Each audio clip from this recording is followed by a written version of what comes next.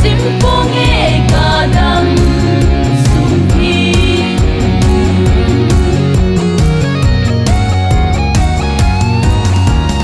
Atun sotna thidike pa Wan kot pi ei hon pina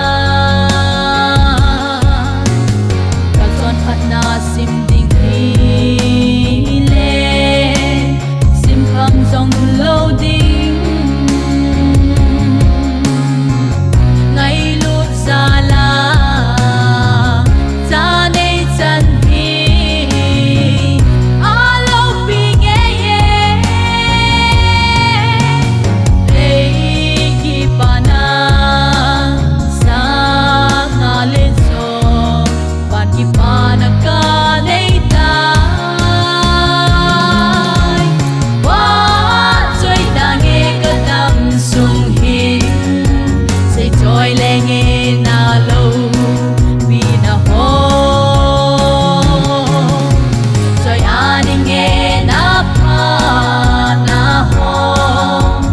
Simpunge kadam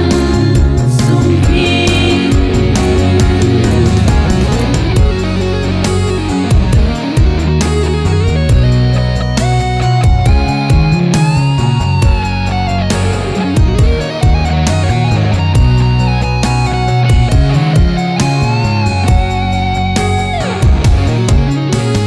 Lon na song pagkaya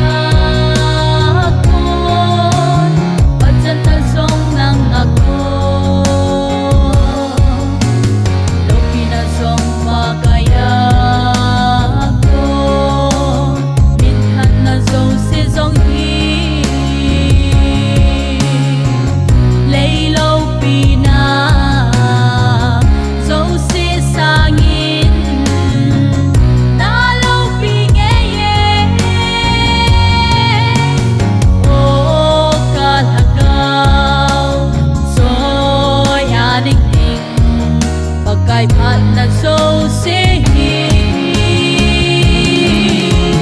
Wan choy tangi kadam sung hin Say choy lenge na lo pina ho Choy aning e na pa na ho Sa simpong e kadam Sa simpunge kadam